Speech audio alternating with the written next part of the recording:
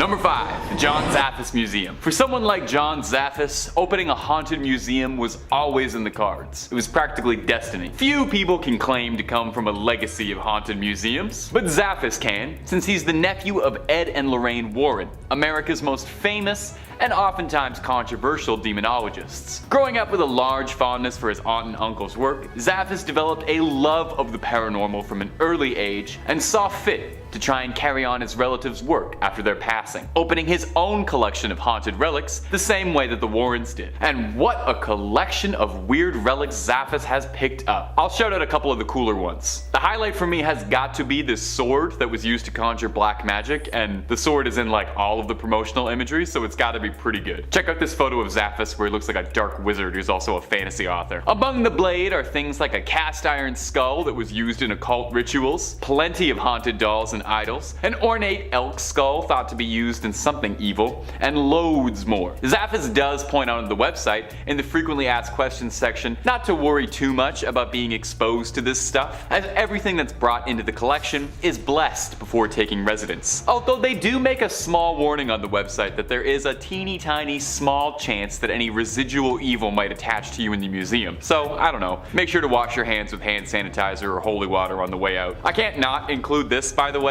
but the website also states that if Zapps believes personally that any of the items in the museum have become too evil or too haunted to remain safe for public display, he throws it into an unspecified body of water. So if you're looking to start a collection of slightly used haunted relics on the cheap, I'd just check out the surrounding bodies of water to the museum. Now unfortunately, John Zapps' museum is currently closed. Hey, this list was about ones that had to be abandoned, right? Can't come as too much of a surprise. But for those who are hoping to get a good up-close personal look at these cursed relics, Zapps says he's been searching for a new location for the collection. Hopefully somewhere with some good ventilation, you know, really let all that evil air flow. And hey, if you're looking for more videos about haunted museums, haunted objects, haunted dolls, haunted everything really, we've got all more of that in spades. So stay subscribed to Top 5 Scary, keep the screams coming all night long. Let's keep going. Number 4. The Museum of Medieval Torture Instruments. Pack up the whole family and make sure to stop by at the gift shop for the Museum of Medieval Torture Instruments. Don't worry, there's something for everybody here to enjoy. Make sure you take home the miniature guillotine. One quick look at their website is particularly illuminating. Our main product is emotion, boldly proclaimed as their slogan. Yeah, well, agonizing pain is definitely an emotion, so I can't disagree there. The Museum of Medieval Torture Instruments really is exactly what it says on the tin. It's a massive collection of real historical relics and replicas serving to highlight some of the most disgustingly creative works of engineering ever invented. The kind of stuff that would make Jigsaw and his funny little puppet blush with anticipation. The museum's goal is to remind us just how truly unimaginably cruel human beings are capable of being to each other, and the lengths to which we will go to attain such horrid ambitions. The phrase, "those who don't learn from history are doomed to repeat it," comes up a whole lot on the museum's frequently asked questions page on the website, which is good. So come, learn a bit from such classics like the Rack or the Brazen Bull, so you don't accidentally end up repeating those. I don't think I can even possibly describe what either of those horrifying things do without getting this channel permanently flagged. So if you're curious, maybe take the worst Google trip of your life, or go up and visit the Museum of Medieval Torture Instruments. They've got locations all over the states for your pleasure, and there's even one in Europe, but I'm pretty sure that's a different one. The one I'm talking about right now is the American one. The one in Chicago even offers a ghost hunting tour, as some guests believe there are residual spirits tied to some of the more grisly equipment kept in the dungeons. Guests are invited to spend the night on their own accord or with the safety of a tour guide to try and uncover any of the spirits that are said to be still living there, including an old executioner named Thomas who loves his work so much he just never left. Sheesh.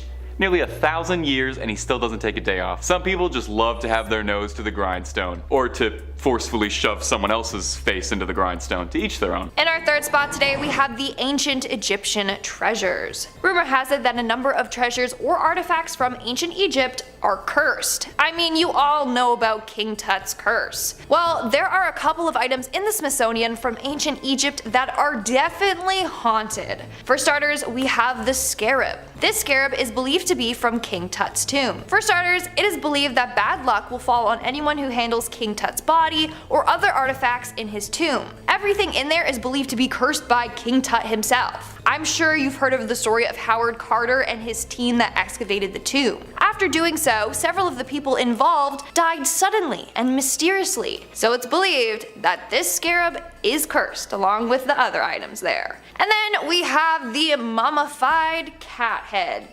Yeah, you heard me. Now this one actually isn't from King Tut's tomb, but a woman named Mab B. Nylon donated a cat's head. Yeah, just the head.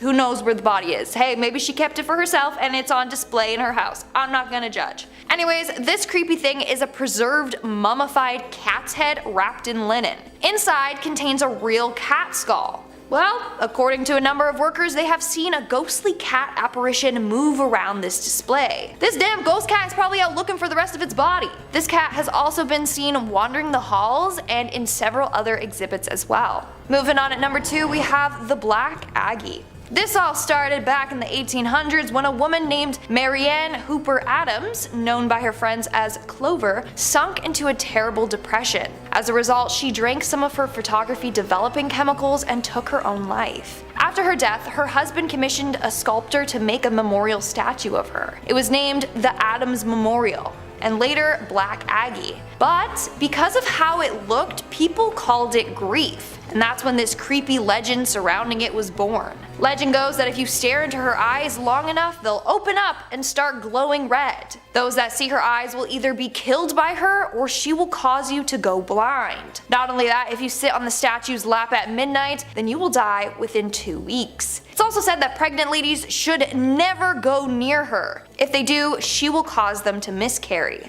Of course, this is just a creepy legend, right? Well, supposedly there's real life stories of this haunted statue taking people's lives. One man put a cigarette out on the statue's hand and he was later found dead with a gunshot wound to the head. Another man was found dead at the foot of the statue and no one knows his cause of death. Now, you may be wondering how the statue got to the Smithsonian. Well, because of the legend, a lot of people were breaking into the cemetery at night to visit it, and it was often vandalized. So the family donated it to the museum where it remains to this day. And in our number 1 spot today, we have the Hope Diamond. This is a very beautiful diamond from India. But here's the thing. It was stolen from India, and then a curse was placed on it. Back in 1792, the Hope Diamond was part of a Hindu statue. It was one of the idol's eyes. And then somebody went in and took the 115-carat diamond out. Upon discovering that the diamond was stolen, priests put a curse on it. The curse was said to affect anyone that put their greedy little paws on it, which turned out to be a lot of people over the years. And guess what?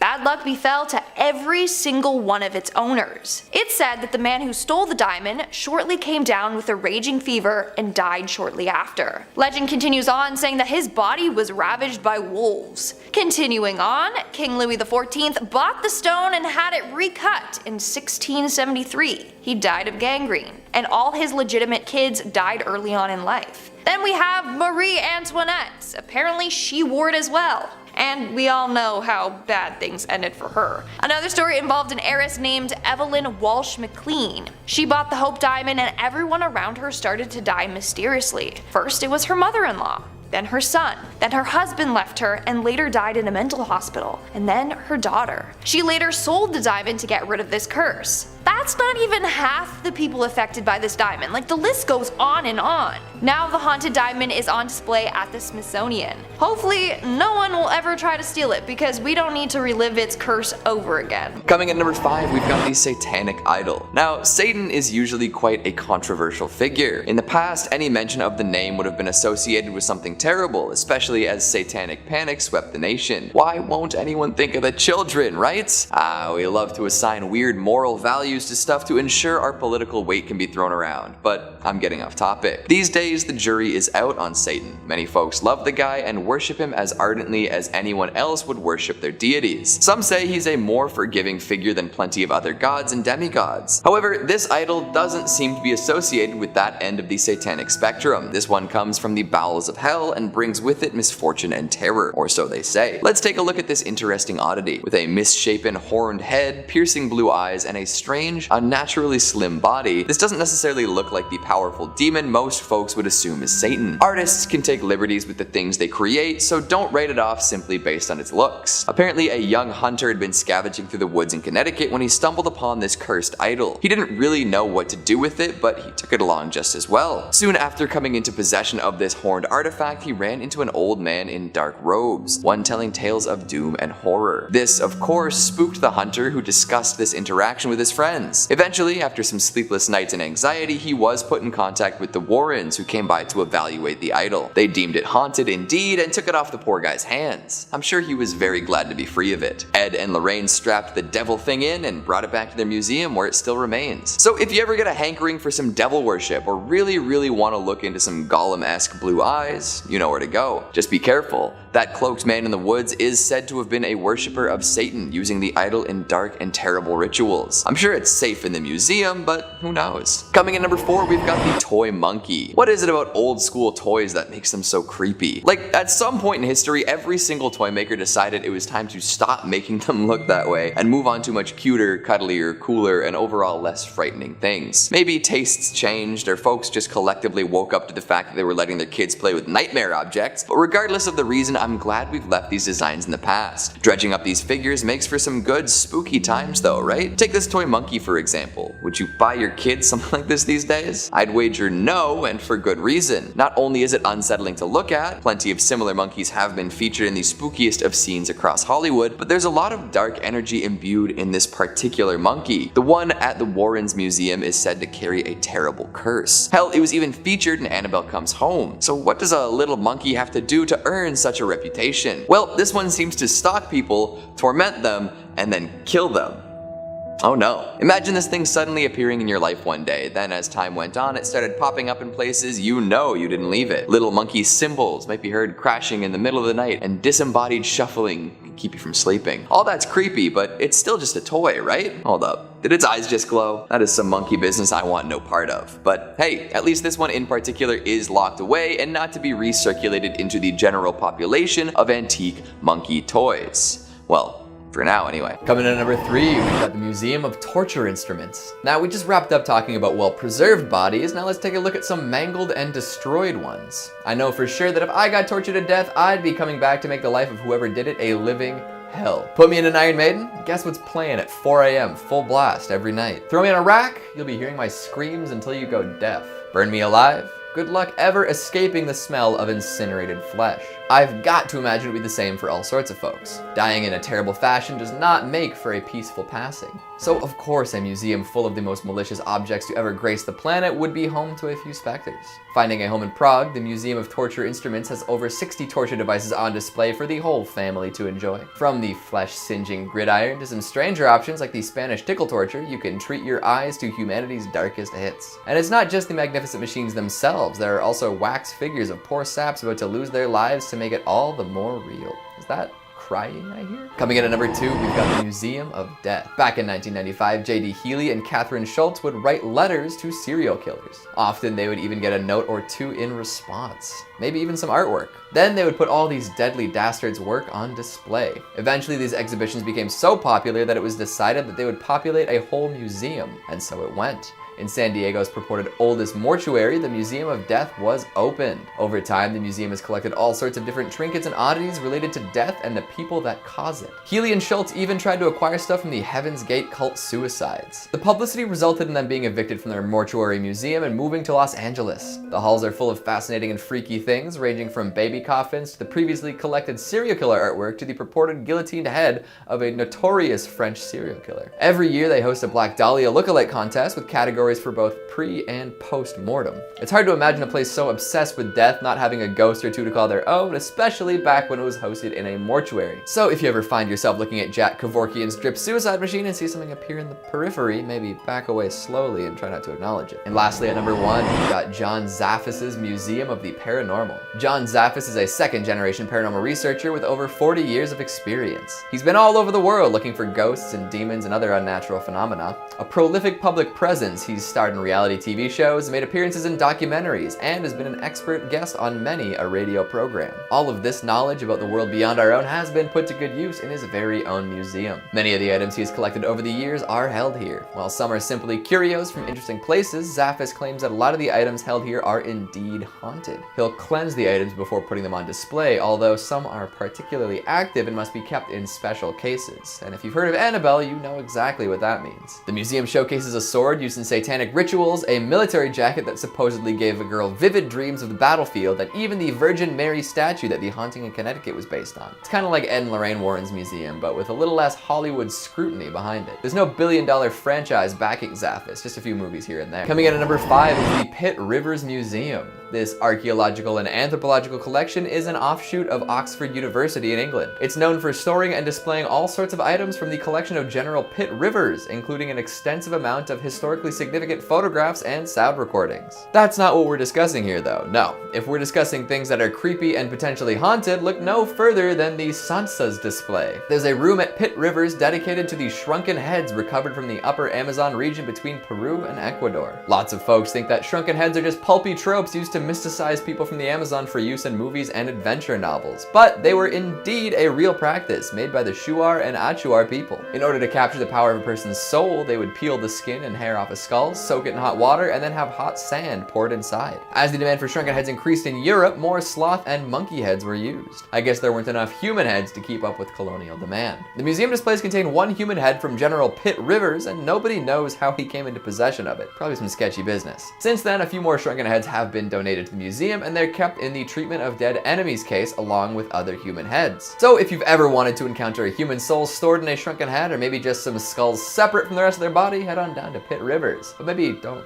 look him in the eyes though. Coming in at number 4, we've got Catacombs di Capuccini. And if just the heads aren't enough for you, consider heading down to Italy to see a massive collection of mummified bodies. Back in the 16th century, the Capuchin monastery ran out of space in its original cemetery, leading the monks to excavate crypts beneath. After mummifying a few friars, it became somewhat of a status symbol to be entombed in the catacombs, with many folks asking to be preserved in fancy clothes. In fact, for a long time, the catacombs were maintained through donations from relatives of the dead. Bodies would be displayed prominently as long as money was flowing, but if donations stopped, they would be moved to less easily viewed areas. Eventually, thousands of mummified bodies were put on display, organized by signifiers like class, gender, and profession. Nowadays, the catacombs are open to the general public, so anyone with an interest in preserved people can head out and see. Photography is strictly prohibited, and grills have been put up to prevent people from tampering from the deceased. But if folks were concerned enough to have their bodies dressed up and displayed, I would say they're more likely to stick around to make sure that it happened, right? In a tomb full of thousands of preserved bodies, there's gotta be a few ghosts circulating to make sure everything's the way they'd like it to be. Number 3, the Panang War Museum. I think it's a very good sign that your museum is a friendly,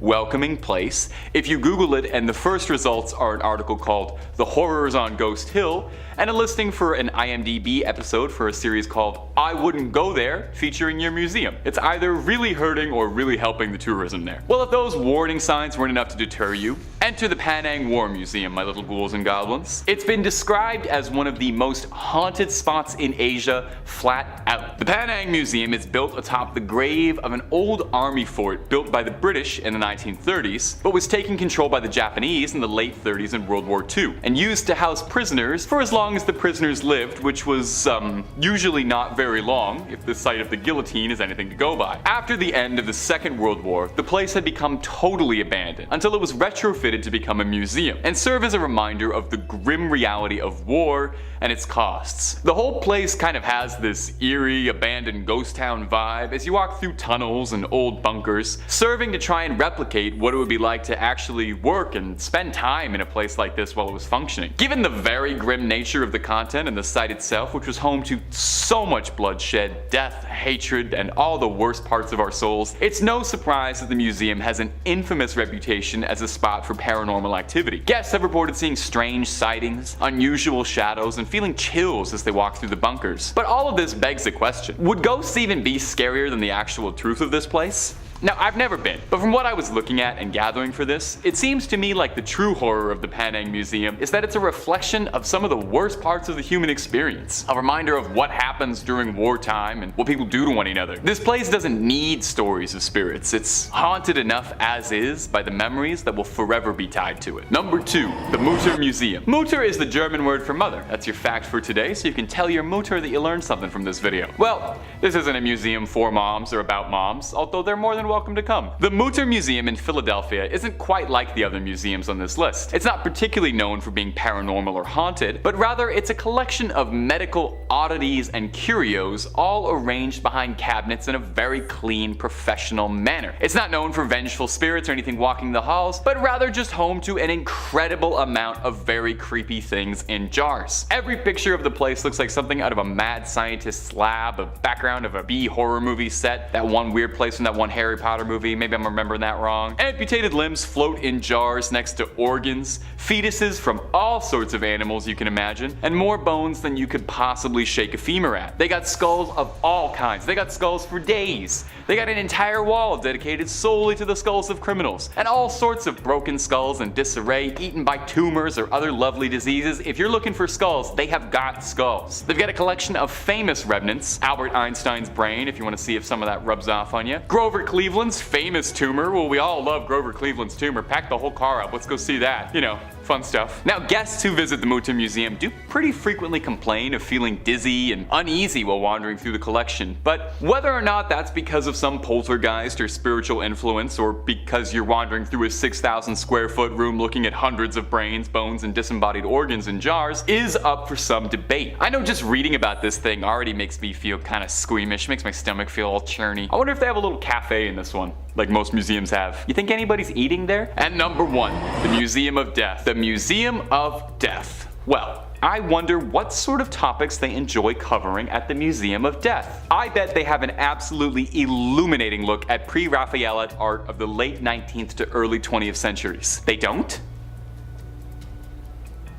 What? No, at the Museum of Death, opened in Hollywood in 1995, which was opened by a married couple with the intention to make people happy to be alive. Whew. How do they accomplish this? Do they show you pictures of whiskers on kittens and raindrops on roses? No, of course not. It's a collection of everything to do with death. Bones, skulls, coffins, ancient mortician's tools, executioner's equipment, and a whole lot more. Amusingly, the owners have said their goal is not to scare anyone with this museum. That's not what their museum is about. Now sure, they play videos of autopsies and they have footage and imagery from incredibly grisly and stomach-churning real-life true crime cases like artifacts from Charles Manson's family or some of Jeffrey Dahmer's personal effects, but they don't want to scare you. The museum is there to show death in its brutal, unedited honesty. The owners themselves describe it as a commemoration of life. And I gotta be honest, I'm making it sound worse than it is, but it definitely does sound interesting. And the grimmest parts of me are definitely more than a little curious to check it out in that morbid sort of way, because it sounds cool. Probably a great date spot to take a goth girl, I bet. The museum does kind of embrace its sort of twisted reputation and really runs with it. It hosts Black Dahlia costume contests where guests are judged on who's got the best post-mortem Black Dahlia costume, which is something.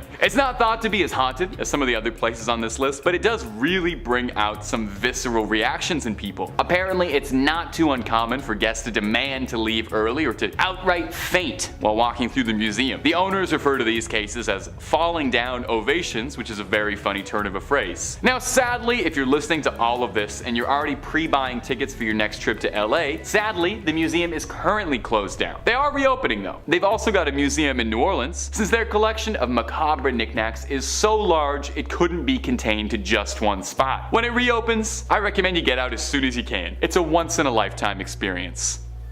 Starting off this countdown, we have Mary Todd Lincoln's dress. This beautiful dress was once owned by Mary Todd Lincoln, Abraham Lincoln's wife. It's a beautiful purple velvet dress with satin and lace detailing. She wore this dress during the Washington winter social season in 1861 to 62. But here's the thing. After her husband's death, Mary went into mourning for a long period of time. In fact, she stayed in widow's clothes up until her own death in 1882. So she had no use for this dress anymore. So she gave this dress and some of her other items to her family members. This dress was given to her cousin Elizabeth Todd Grimsley. In 1916, Grimsley's son sold the dress to the Smithsonian's First Ladies Collection. And now, apparently, it's haunted by Mary Todd herself. People have heard weeping when they have been near this dress. On a number of occasions, they have actually seen Mary Todd Lincoln's apparition by the dress.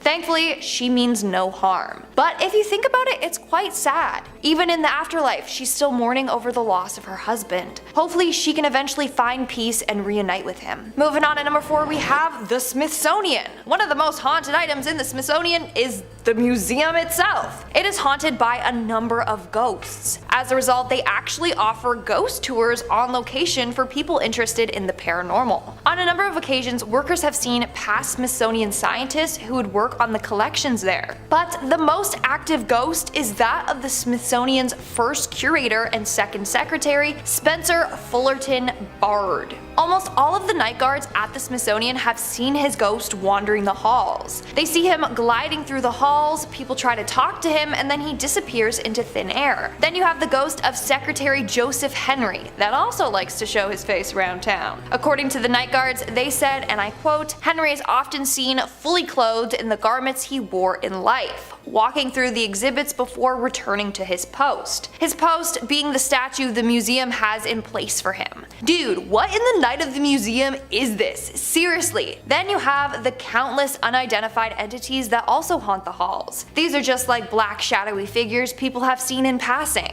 At least it seems like these ghosts mean no harm. Like, sure, it's kinda spooky, but at least they aren't malicious. Also, hit that thumbs up button if you want to see me go ghost hunting at the Smithsonian. I'm down. I'm down. Coming in number 3, we've got the Shadow Doll. Now, we've all got a particular cursed doll in mind when it comes to the Warrens, and now she's the star of a major motion picture franchise, so it seems that she's always going to come in first. But there is another doll at the museum that should elicit at least the same amount of fear. That's right, I'm talking about the Shadow Doll. This thing is downright butt ugly. Like, Annabelle as an OG Raggedy Annie is kinda creepy, and they had to make sure they punched up the creepiness with some porcelain features and unnerving eyes for the movie. But if they made a movie featuring the Shadow Doll as is, I think they might actually have to make it less creepy. For real. I don't know if big movie theater chains would allow something like this on their screens. Feels like something out of a snuff film, maybe a low-budget exploitation flick. Nobody's looking at this and saying, oh yeah, I want to watch a whole movie based on this thing. Worse yet, the Shadow Doll seems to carry a much more terrible curse than most. Plenty of cursed dolls require you to be in the same room as them in order for the worst of the effects to hit you, but the Shadow Doll just needs you to view a picture of it to generate risk. Just looking at it means there's a chance it'll visit you in your dreams and kill you there, Freddy Krueger style. And based on looks, I don't think it would make it fun like Freddy does. It would just be brutal and upsetting. Goodness gracious. Coming in number 2, we've got the Pearls of Death. These are known for their outrageously dangerous powers. They might just look like a nice set of pearls waiting to be adorned by the fanciest of folk, but be warned, the glamour is not worth the price. And I'm not talking about how much you pay for them. No, it is not money that these pearls want, it is your life. Owners of this particular string of aquatic orbs have complained time and time again of the necklace constricting around their throat and choking them. According to the first woman to adorn herself with this luxurious item, she felt as if she was being strangled as soon as she put them on. She attempted to take them off, but was unsuccessful. Panicked, she rushed out to request help, and it took multiple people yanking on the string to finally set her free. Since then, people have been very reluctant to wear these pearls. Some believe that a Satanist or black magic worshipper cursed the necklace before it was given to the unfortunate woman, kinda like the opposite of a holy person blessing an object.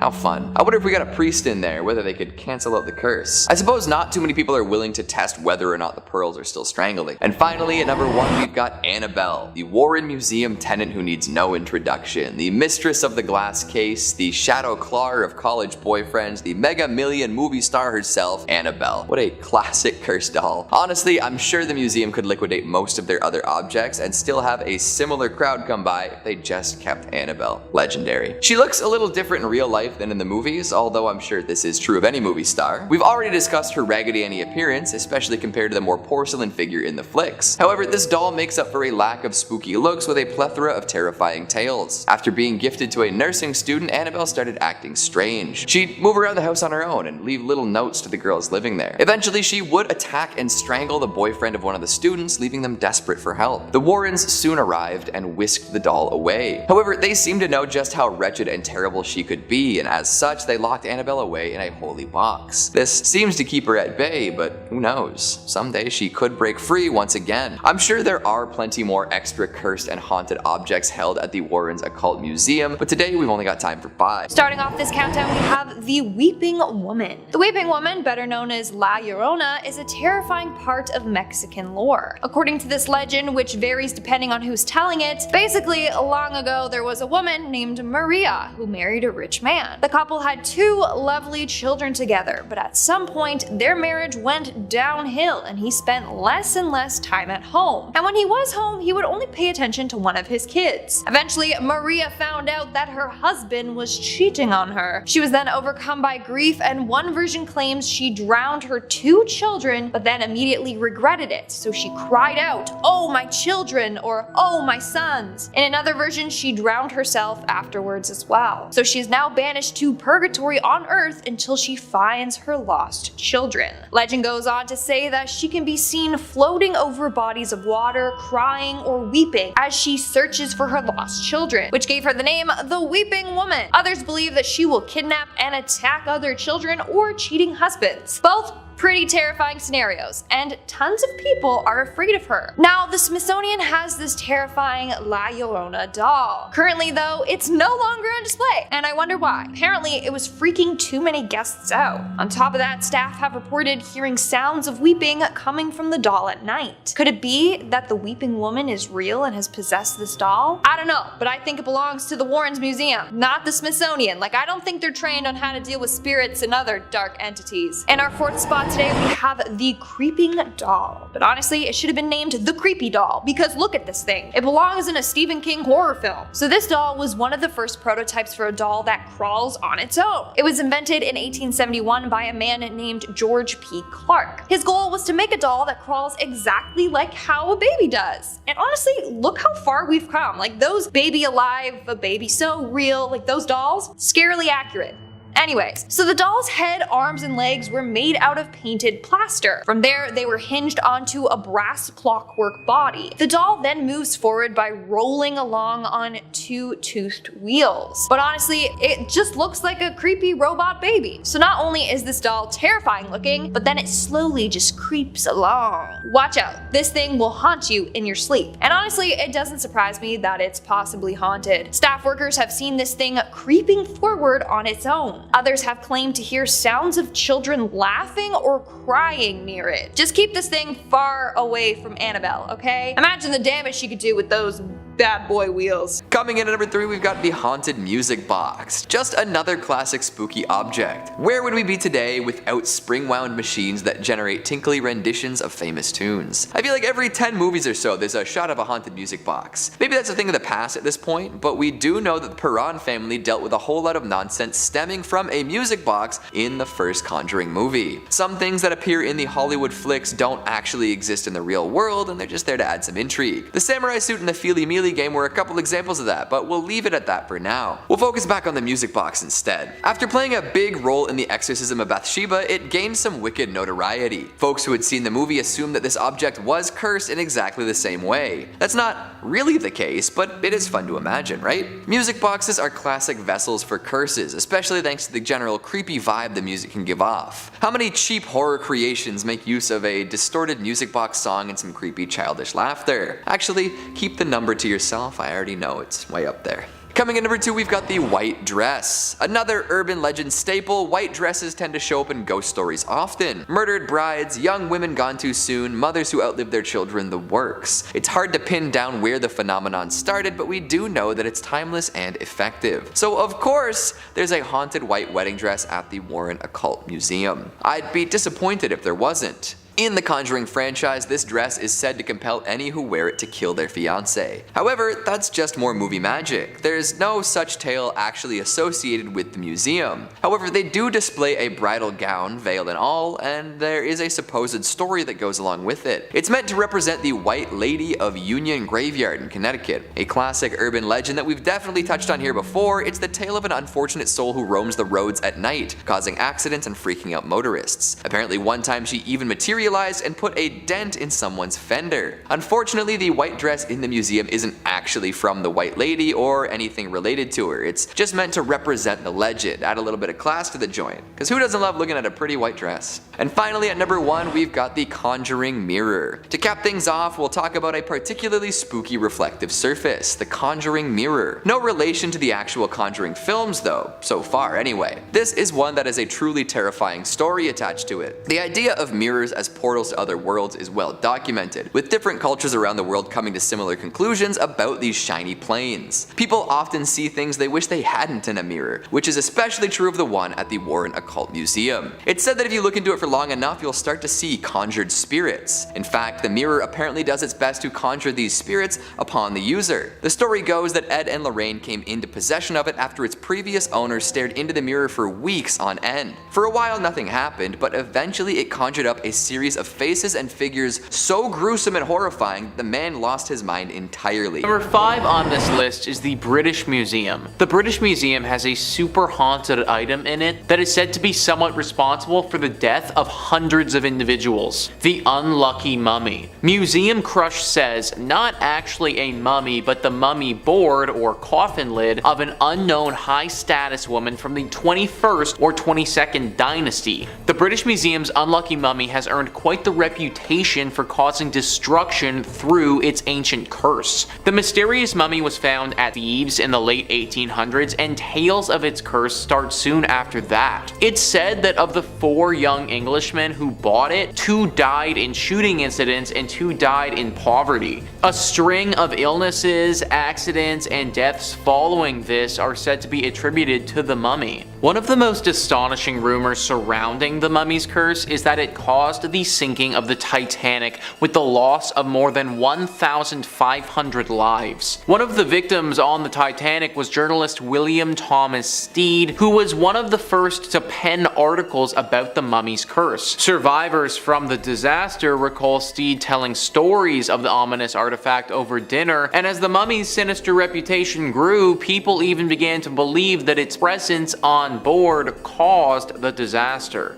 Now I will say this, there was no actual record of the mummy being on the Titanic. I mean, think about it. If it was, then how could it be in the museum right now? It would be at the bottom of the ocean. So we know that it was never actually there, but that didn't stop it from cursing the boat all the same. It's believed that Stead carried this curse onto the ship, and that the telling of these stories are what ultimately cursed the ship to begin with. Almost as if bringing up the mummy multiple times in a row unleashed its power. For my sake, I really hope that this isn't the case though. Pretty sure I've talked about this mummy a few times before on this channel, and if this is like a Beetlejuice thing, like say it so many times and then it happens, then I could be in for some trouble. Number 4 on this list is the Royal Museum's Green Witch. So apparently the Queen's house in the museum actually has a cursed piece of architecture built into it. Museum Crush says, rather a large object, the tulip staircase of the Queen's House of Royal Museum's Green Witch lays claim to being the first geometric self-supporting spiral stair in Britain, and is rightly regarded as one of the great features of the former royal residence. But it is also the location of the Rev. R.W. Hardy's famous ghost photograph. The retired Canadian vicar and his wife visited the house in 1966, and like many people before and since happily snapped away at the elegant spiral of stairs. But it wasn't until they returned to British Columbia and developed their films that they noticed a scarily cloaked spectral figure climbing the stairs. Subsequent investigations into both stairs and photograph have thrown no further light on the unearthly mystery, although as recently as 2002 a member of staff reported seeing a ghostly figure cross a balcony of the stairway before disappearing in time-honored ghostly fashion through a wall. I guess you could argue the staircase isn't necessarily an item, but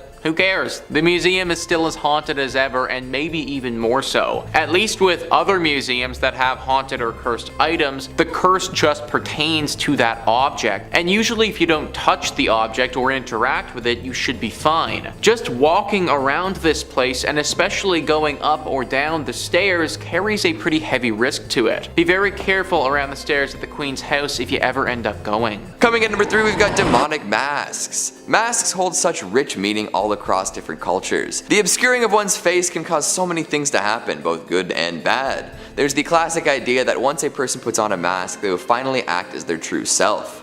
Others know that masks can protect folks from recognition, whether that means from other humans or paranormal entities that want to take something from you. On stage and in day-to-day performance, masks are associated with deception and hiding one's identity. So when they're used in dark rituals or other haunted rites, they may be inhabited by things other than people.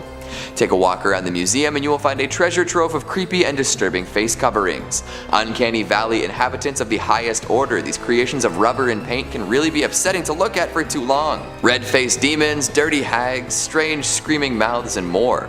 A lot of them remind me of classics from Halloween 3 and Goosebumps, two mask-based experiences that shaped my childhood in ways we can't really get into today. Don't put any of them on, for nobody knows what might be dwelling within. Could be a nice spirit, or even better, nothing.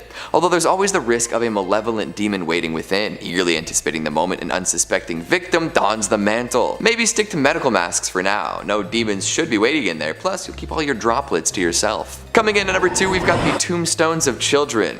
Yes, you heard that correctly. The Warrens had a collection of grave markers meant to sit above children who passed on. Now, in their defense, apparently these had been collected after they exorcised some demons raised through satanic rituals. The tombstones were not originally moved by the Warrens, but by those who would perform these dark deeds. The Warrens simply took them to the museum after all was said and done, likely in an attempt to prevent others from using them in further rituals.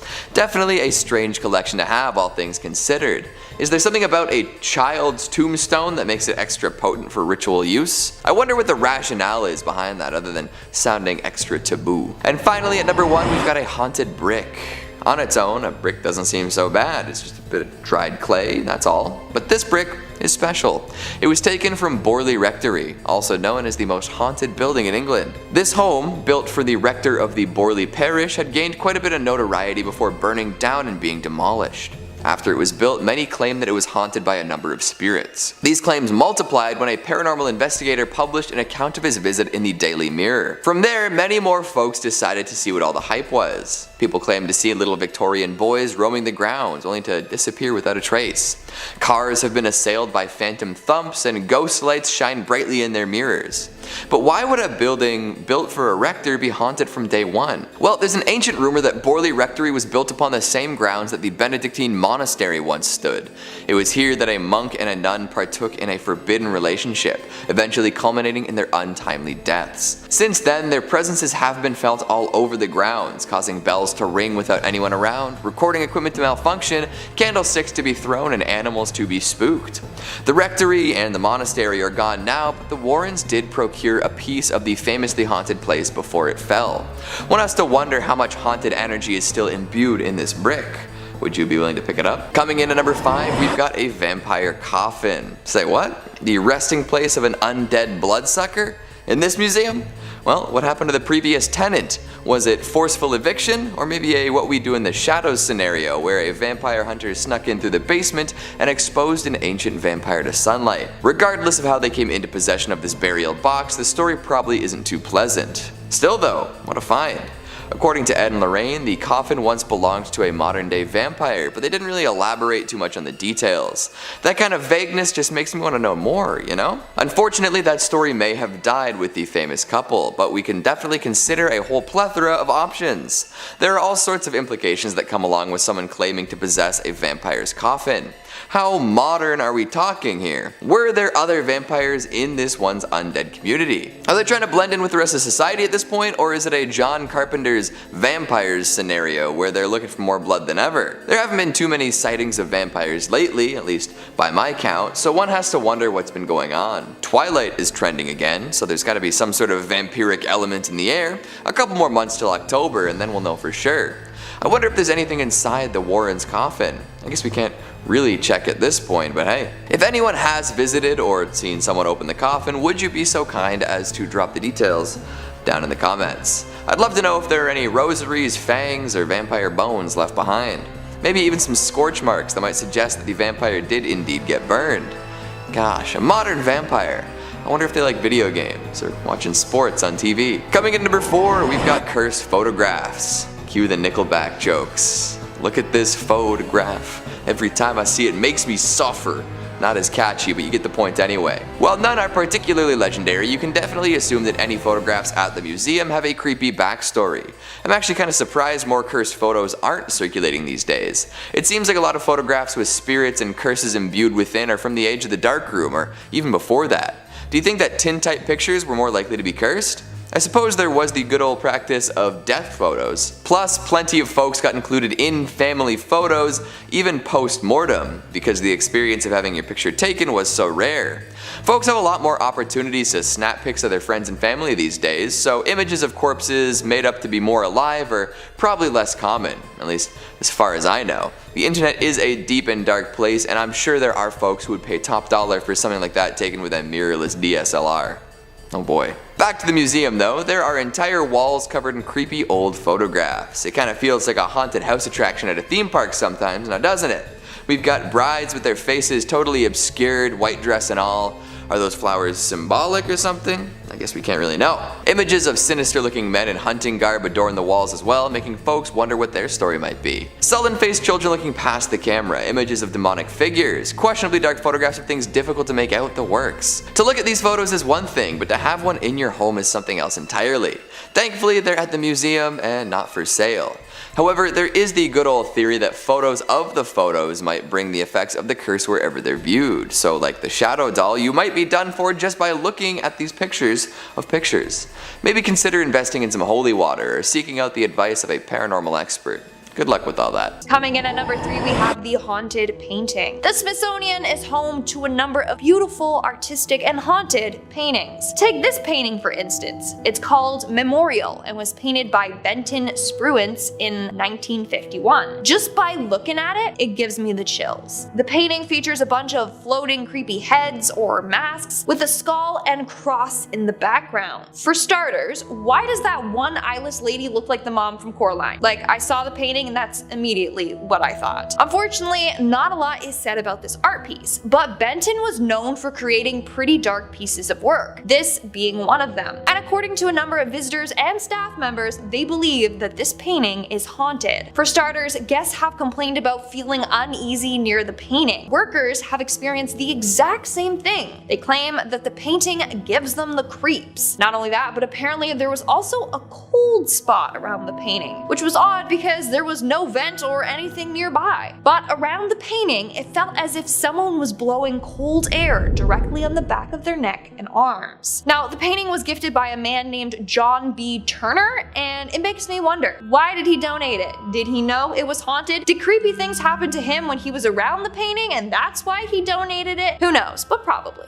But who knows? In our second spot, we have Abraham Lincoln's gold watch. That's right, Honest Abe's watch is on display at the Smithsonian. So this watch was purchased in the 1950s from George Chatterton, a jeweler in Springfield, Illinois. And it's a very beautiful pocket watch. In fact, Lincoln's watch is said to have one of the best grade movements in England, and is still apparently in working order. On top of that, that 18-karat case is one of the best quality ones made in the US. What's also cool is that on the inside of the watch, there are inscriptions of people's names. Basically, watchmaker Jonathan Dillon got the watch and was repairing its timepiece. He decided to unscrew the dial and engrave, and I quote, April 13th, 1861. Fort Sumter was attacked by the rebels on the above date. J. Dillon. And he also engraved, "Thank God we have a government." Why? Because at that exact moment he found out that the Confederate forces had fired on Fort Sumter, so he carved it in. And then in 1864, a second watchmaker, L.E. Gross, signed his name. And at another point, someone etched Jeff Davis inside. And Lincoln carried it around without a clue of the inscriptions inside of the watch. Incredible. The watch was actually given to the museum in 1958 by Lincoln Isham, the great-grandson grandson of Abraham Lincoln. And of course, rumor has it that Lincoln likes to haunt his watch. People have seen his ghostly apparition around the area where the watch is being kept. But damn, that must be one big apparition because Abe was tall as hell, so imagine seeing his ghost. Terrifying. And in our number 1 spot today, we have Abraham Lincoln's hat, another haunted object from Abe himself. But you heard me correctly, the Smithsonian has a top hat from the one and only Honest Abe. In fact, this is the hat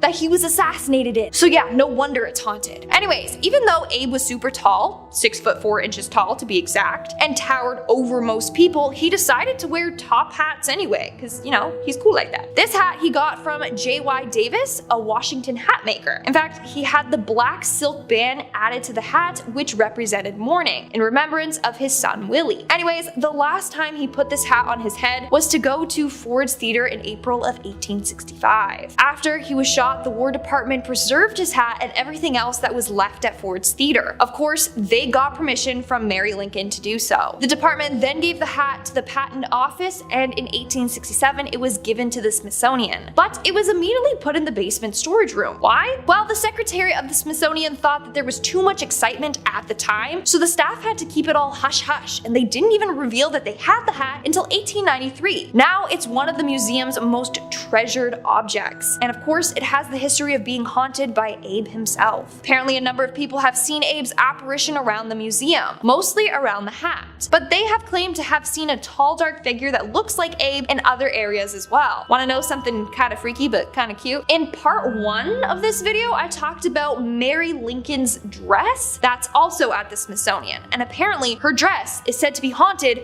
by Mary herself, meaning the two are together haunting the museum in the afterlife. Well, kinda sweet, right? Number 5. The Ring of Sylvanas. The Vine Ring, aka the Ring of Sylvanas, is a gold ring dating back to the 4th century AD. The ring was discovered in the fields of a farm in 1785 in Hampshire, England. Originally the property of a British Roman named Sylvanus, apparently it was stolen by a person named Sanicianus, upon which Sylvanus hexed the ring with a curse. That's right. In 1888, the owner of the property wrote about the ring in a history of his property, which is now a National Trust property. The ring went on display there in April 2013, where it's been ever since. Oddly, in 1929, during excavations of the site of the Roman Temple of Nodens at Lydney Park, archaeologist Sir Mortimer Wheeler discovered the now apparent curse that goes with said ring. Consulting shortly after with one J.R.R. Tolkien.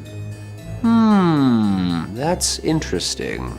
The ring is apparently much larger than most rings as well, and was perhaps made to be worn over gloves. The band of the ring has 10 edges. Among it is the goddess Venus engraved, along with the saying, "Live in God." Yeah, that's pretty awesome. The lore goes, while at the temple Sylvanus' gold ring vanished. Believing the thief to be an individual named Sanicianus, Sylvanus demanded supernatural justice. And at the Temple of Nodens, crafted and carved a hexed tablet known as the Curse Tablet, or Defixio. On the tablet, he wrote, quote, "For the god Nodens, Sylvanus has lost a ring and has donated 1/2 of its worth to Nodens. Among those named Sanicianus, permit no good health until it is returned to the Temple of Nodens." Yeah, that sounds like a spell to me. You better return that, buddy. Nodens is like Poseidon. Yeah, that's not good if he's out there looking for you. Number 4. Tutankhamen's trumpets. The trumpets are a pair that were first found in the burial chamber of the 18th dynasty pharaoh, famously known as King Tut. One sterling silver and one bronze. They are considered to be the oldest operational trumpets in the world, and the only known surviving examples from ancient Egypt. The trumpets were found in 1922 by Howard Carter during the excavation of Tutankhamen's tomb. Yeah, you know, the whole cursed tomb thing. The bronze trumpet was discovered in the tomb's antechamber in a large chest containing other military objects and walking sticks. The silver trumpet was found in the actual burial chamber. Both are engraved with decorative images of the gods. Similar looking trumpets feature in Egyptian wall paintings that are usually, but not always, but most associated with military and war. Silent for more than 3,000 years, the trumpets were played for a live audience of 150 million people through a BBC broadcast live in 1939. And then World War II happened. Because apparently the curator of the Tutankhamun collection at the Egyptian Museum says whenever someone blows into it, a war occurs. The same thing happened in 1967 and the 1991 Gulf War when a student was doing research on Tutankhamun's collection and gave her a whirl. Yeah. The bronze trumpet was one of the artifacts stolen from the Egyptian Museum in Cairo during the Egyptian looting riots in 2011 and then, hilariously enough, returned weeks later. Yeah, apparently it's like really cursed. Like haunted cursed. Guy didn't want it anymore. Shocker. Number 3, the Purple Sapphire. Well, not really a sapphire, but actually an amethyst. The spiky purple quartz looking thing. Hey, who said that haunted to hell items can't be precious and beautiful? Well, don't say that, because apparently this one is cursed. Like cursed. The mysterious Delhi Purple Sapphire is now permanently on display as part of the Natural History Museum's vault collection of precious gemstones. The mysterious stone is rumored to have been stolen by a British soldier from the Temple of Indra, the Hindu god of war and weather, in Kanpur, India, during the Indian Mutiny of 1857. It was brought to England by Colonel W. Ferris, whose family then supposedly suffered many financial and many health problems. I love how financials first. The stone was given to Edward Heron Allen, a scientist and writer, in 1890, who claimed to have started having bad things happen to him and those who were lucky enough or unlucky enough to see or hold it. He came to the conclusion it was hexed with a curse, and eventually decided to have it stored away in a bank vault inside 7 locked boxes with a note of warning to anyone who dare handle it. Allen warned that the Delhi Purple Sapphire is cursed and is stained with blood, and the dishonor of everyone who has ever owned it. Weary of its alleged powers, he kept it locked away in 7 boxes and surrounded by good luck charms. He also left strict instructions not to remove the amethyst until 33 years after his death. It's very specific. Heron Allen's own daughter was forbidden under every circumstance to even touch or handle the stone, which, half a year after her father's death, she donated the amethyst to the Natural History Museum where it's on display today. Okay, so his own daughter donated this thing. She didn't even want it. That's a little spooky. Now, I mean, he was a writer, and writers can exaggerate sometimes, but not giving it to his own daughter and her not wanting it at all after his death? That sounds a little bizarre to me. Number 2, the haunted book. Okay, so sometimes we all find spooky doodles from the past we drew as kids. Finding old spooky pictures or letters written, that can be fun and great for scary stories. Apparently I drew aliens a lot. Yeah, who'd have thought? This next item holds more than just letters though. It holds power. This haunted book was given to Brighton's very own haunted house, Preston Manor, after a Kent family who owned it claimed it caused them to be plagued by ghostly visitors and spectral visions. A haunted ledger which was found bricked up behind a shop wall has been acquired by the museum. Phew. The ledger was donated by Josephine Beniovitz. The book was discovered by her father, Tony Beniovitz, in 1988 when he was demolishing a shop which closed in 1984. Having taken it home, the father and daughter believed they suffered a number of spiritual visions and images of men, women, children, and apparently soldiers on horseback. The ledger, which dates from the First World War, was a clue at maybe who was visiting them.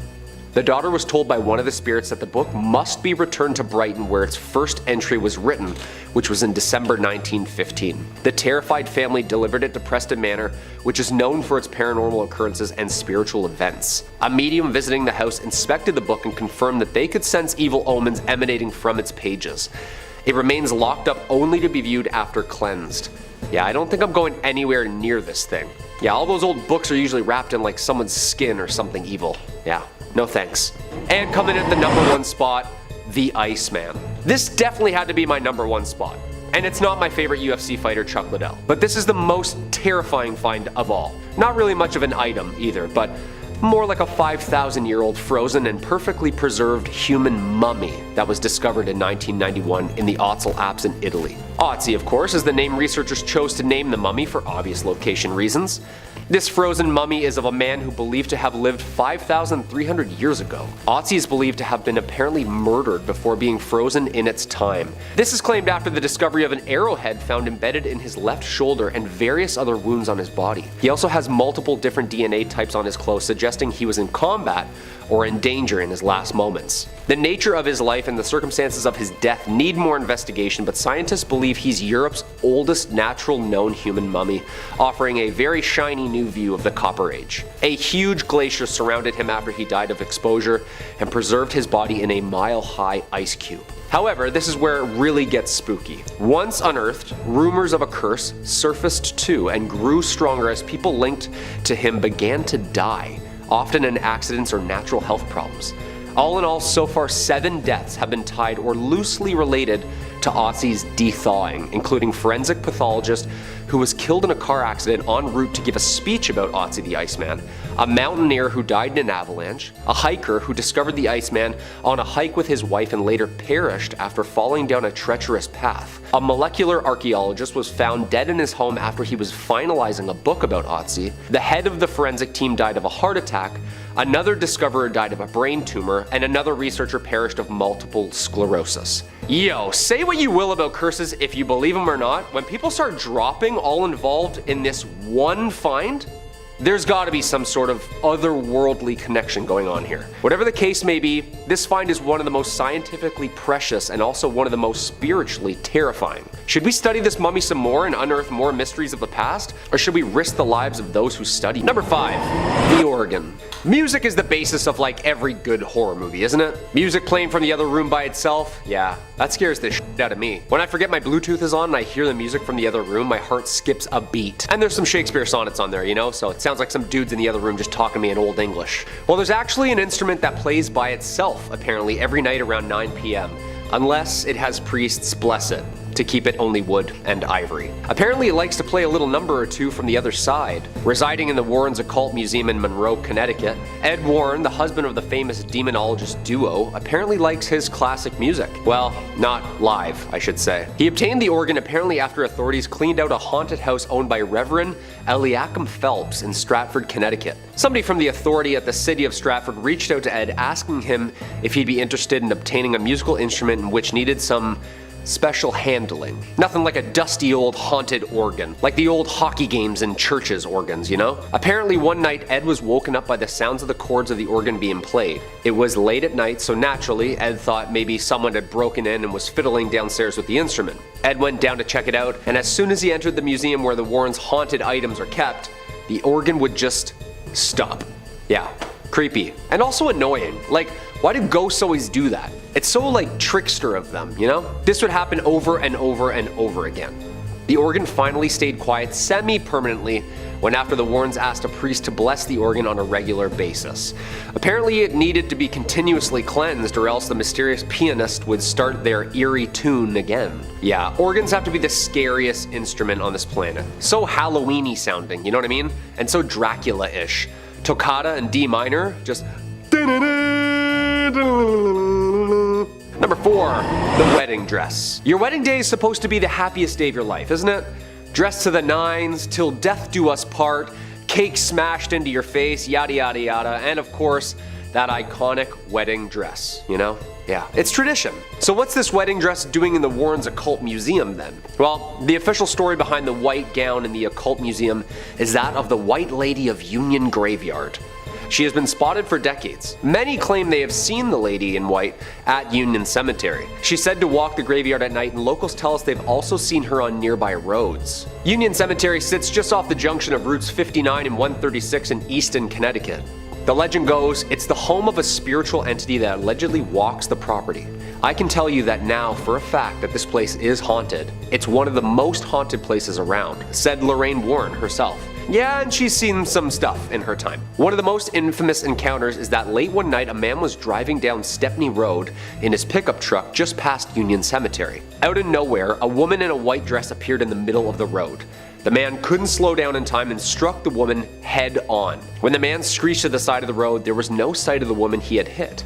Apparently this happens more often than you think on that road. Whoever she was, apparently the couple has her dress locked in the Museum of the Occult Finds and deems it spooky enough to leave it alone. Coming in number 3, we've got some samurai armor. I'll be honest right off the bat here. This armor, as creepy and cool as it is, doesn't actually exist. Like, it's showcased briefly in the Conjuring cinematic universe, but we don't learn all that much about it. The reason for the lack of apparent backstory is simple. They made it up for the movie. Bit of a letdown, I know. But for it to have screen time, that must mean that there is a wicked tale to be told about this battle-hardened human protector. It may have belonged to a famously brutal warrior, one who took the heads of all his victims on the battlefield. Their poor, unfortunate souls doomed to reside within the carapace until the end of time. Maybe the bloodthirsty soul of the samurai himself still resides in the armor. Perhaps the suit has a different story altogether, free from battlefield use. What do you think the story is behind this fictional item? Coming in number 2, we've got some glass eyeballs. They see you. In general, old school prosthetics fall under the uncanny valley classification.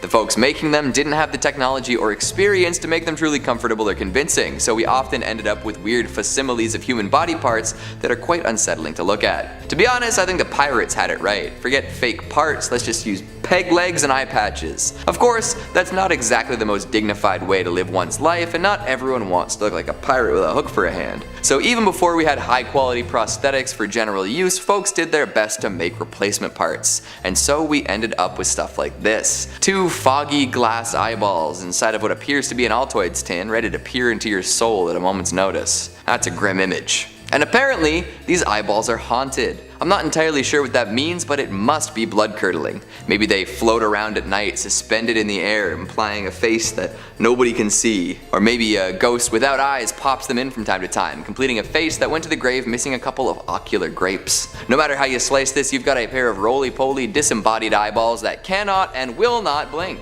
Things they must have seen. And finally, at number 1, we've got a dark magic doll. Unsurprisingly, the Warrens had a massive collection of scary dolls. Annabelle and the Shadow Doll are just the beginning, and are likely so well known compared to the others thanks to their relative power. These two will act on their own and often cause mischief and misfortune without being prompted. The Dark Magic Doll is a little different, where it's still imbued with a curse, but has to be used by a human to take effect. According to Tony Spera, son-in-law of the Warrens, it operates kind of like a voodoo doll. By adding an image of the person you're attempting to harm to it, you can use it to cause plenty of pain in their life. Make the doll look like your target, perform a quick ritual, and maybe add some of their hair to the equation and you're set. Then you hang the doll and wait for it to take effect. Apparently those who are targeted by the effects of this magic doll will soon fall ill and eventually succumb to this illness. So don't be messing around with it for no reason. You've got to go in with intent. And just for funsies, please let us know if that's something you plan on doing in the future.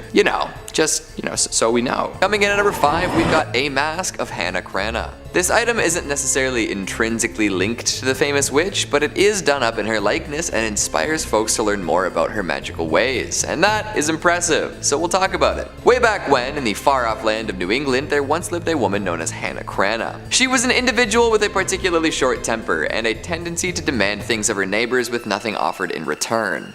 Come on, Hannah. Now, oftentimes her neighbors would say no to these demands, resulting in a bit of a tantrum from Miss Cranna. These could be scary and upsetting, but nothing too terrible, or so they thought. Often, after refusing Hannah Cranna a favor, these neighbors would have some misfortune befall them, and because of the rumors circulating, they didn't usually chalk this up to simple bad luck. No sir, they suspected witchcraft. The idea compounded over time, especially as things seemed to get worse around Hannah. Her husband wandered off into the night and perished after falling off a cliff. This put even heavier suspicion upon Hannah, who at this point was deemed a witch by all of her neighbors. And Hannah Cranna embraced this title with aplomb. Good for her, right? She took to walking around with her rooster, old Boreas, who many suspected to be her familiar. She cursed her baker neighbor to bake less tasty pies, and cursed a young fisherman to never catch a fish again. And eventually she foresaw her own death and made some more of her famous demands in relation to her burial. Her neighbors were told to carry her coffin to her grave by hand, not by cart. She also refused to be buried before sundown. Of course, when she kicked the bucket, they didn't want to deal with all this. But when they attempted to drag her coffin through the snow by sled, it would slide off and down the hill, forcing them to try again. And to top it all off, when they returned to Hannah Cranna's home at the end of the ordeal, it had burned to the ground. A witch through and through. So be careful while looking at this mask. Who knows if somehow Hannah Cranna could still be channeling power through it. Coming in number 4, we've got some satanic books. We've talked quite a bit about the allure and taboo that comes along with satanic rituals. When people find masks, dolls, tombstones, idols, and more associated with Satanism, they tend to get pretty freaked out. They tell tales about what these objects may have been used for in the past, past and generally attribute a whole lot of dark energy to them. Whether anyone doing this understands exactly what they're talking about is totally up in the air. It seems that every few decades or so there's a brand new satanic panic. X is leading to Y and it's going to corrupt our children. Why won't we think of the children? However, if folks took the time to attempt to understand what they were really talking about, I would bet that the panic might recede a little bit.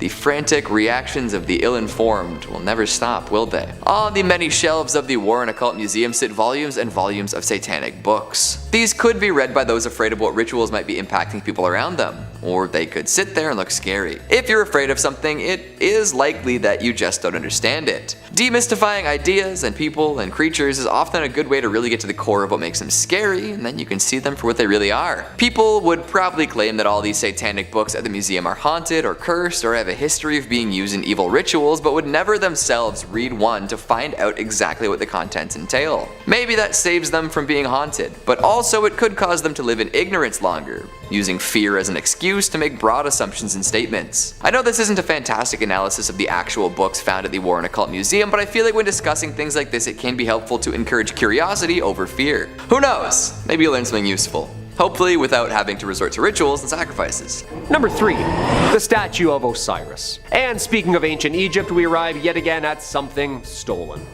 The statue of Osiris. In 1971, during an excavation in Saqqara, Egyptologist Walter Bryan Emery found a small statue of the Egyptian god of death, Osiris. He and his assistant returned to the dig site's office in a nearby village as Emery took the statue of Osiris with him. Once at his house, Emery went to the bathroom to shower, and after moments, his assistant began to hear Emery screaming.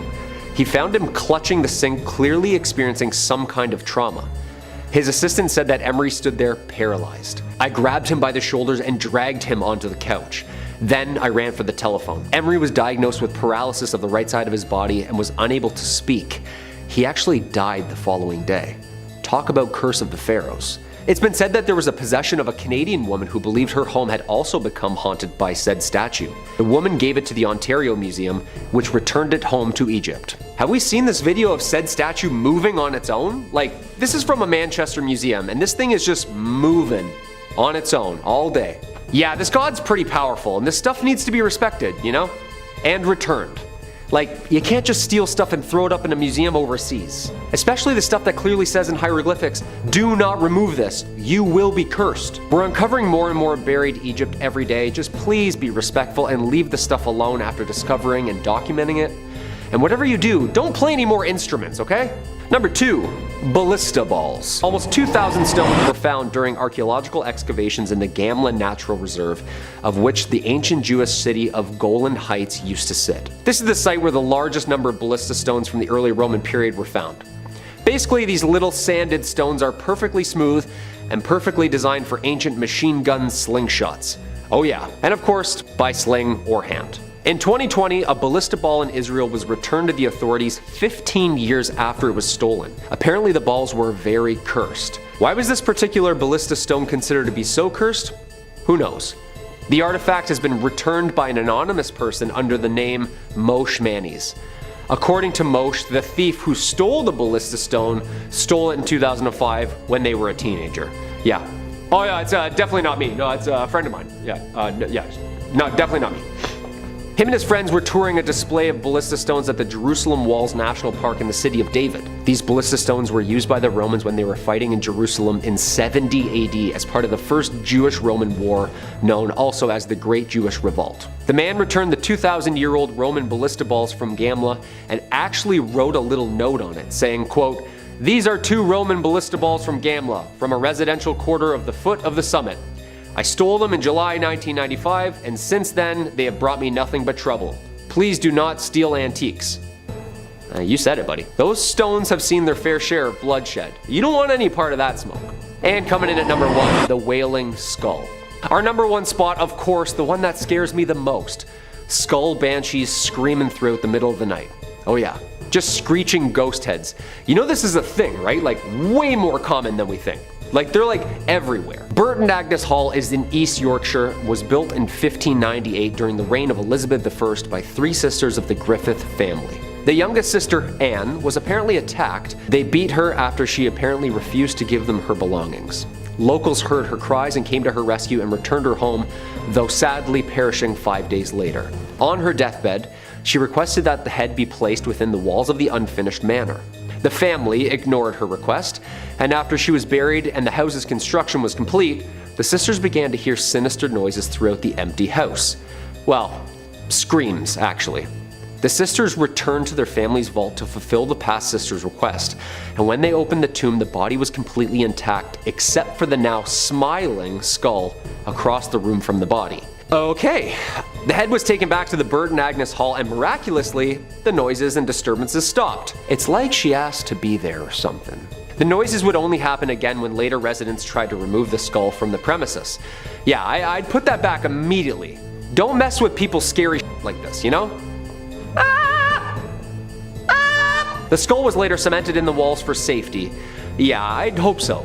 Although the noises have stopped, Anne still makes a ghostly appearance apparently on the anniversary of her death. I don't know why people go around touching things, moving them around, like leave them where they layeth, you know? Coming in number 5, we've got the organ. Thankfully, it's not an internal organ or anything like that, although, to be honest, I'm not so sure that would be any more creepy than this haunted musical instrument. Organs always tend to have a spooky sound to them, whether it's that classic bit from Bach's Toccata and Fugue in D minor, or some old hymnals echoing through an empty church. The pipes and keys combine to create spine-chilling music more often than not. It's a classic sound used to elicit fear and atmosphere in all sorts of different environments. So of course the Warrens brought one back to the museum. It's not a grand affair, definitely not a pipe organ or anything close to one in size and scope. However, it does make up for a general lack of volume and dynamics with an array of haunted energy. The main thing that tends to set people off about this musical instrument is the fact that it likes to play itself. It's not a player piano, nor is there any sort of mechanism inside that would suggest that it was ever meant to make music without the help of a musician. But when the clock strikes 9 p.m, or the museum's apparent witching hour, this keyed instrument starts to play. I'm sure the first person to discover this detail was sufficiently spooked. Playing on its own isn't the only oddity associated with the organ. It's also known to cause anomalous things to happen to folks who play it. One might see a strange man standing beside the stool as they play, or maybe they'll have dreams full of haunting music for a while. If you go in and hit a few keys on this organ, maybe even sit down and play a fugue, all sorts of unfortunate events may be in your near future. After the organ was retrieved from the supposedly haunted house of a reverend, it was placed in the museum. Interestingly enough, no anomalous activity was reported before it was brought back. However, the Warrens were no slouches when it came to decorating, and soon enough the organ was covered in all sorts of other interesting oddities. Now, this idea I came up with on my own, so don't take it as a fact or ask me to cite anything, but what if the things the Warrens placed upon the organ caused it to become haunted? Maybe the curses dwelling inside of those objects came out and played the organ themselves. Food for thought, for sure. Coming in number 4, we've got human skulls. Speaking of objects that may or may not be cursed but also make for great decorations, the Warrens had quite the collection of human head tops. The pearly white bone matter that makes up the shield for our most important organ. That's right, plenty of human skulls in the museum. And not just for archaeological and medical purposes, these were skulls supposedly used in different satanic rituals. Oh boy.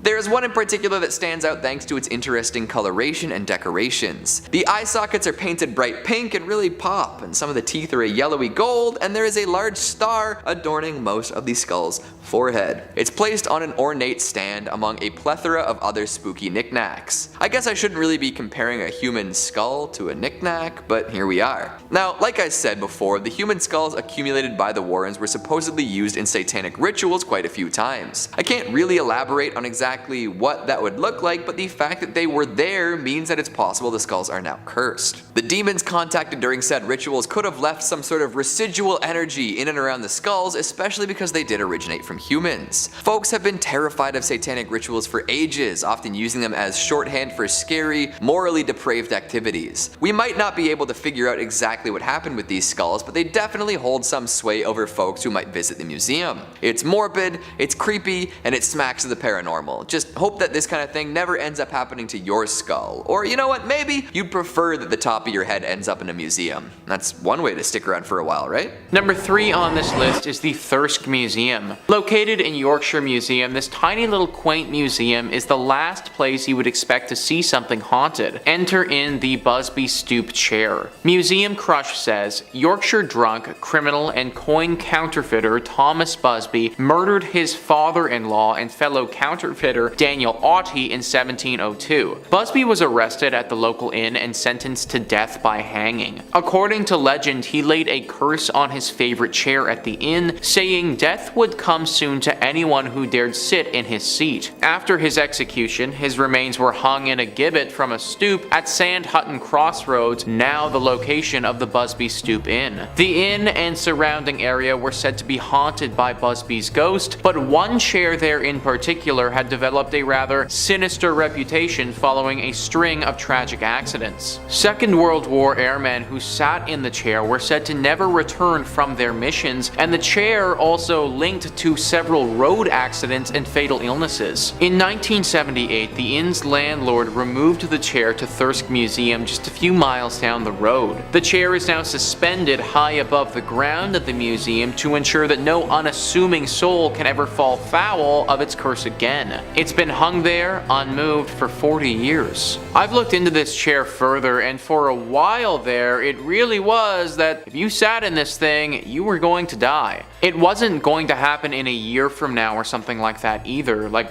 we're talking about pretty imminent death here. Number 2 on this list is the Natural History Museum. The Natural History Museum is one of the most complete museums in the world, and being so complete, it obviously has to include a cursed item. Museum Crush says this apparently cursed gem was owned by 19th century polymath Edward Heron Allen. So powerful was its curse that he eventually decided to have it stored away in a bank vault inside 7 locked boxes with a note of warning to anyone who dare handle it. Heron Allen also left strict instruction not to remove the amethyst until 33 years after his death. The curious story surrounding the stone says that it was stolen from the temple of the god Indra during the Indian Mutiny by Colonel W. Ferris, an officer of the Bengal Cavalry. After Ferris's health deteriorated and he died, the cursed amethyst was passed on to his son, who suffered a similar bout of bad luck and eventually gave it to Heron Allen. After facing a string of health and financial misfortunes, Heron Allen made several attempts to get rid of the stone, but they all proved unsuccessful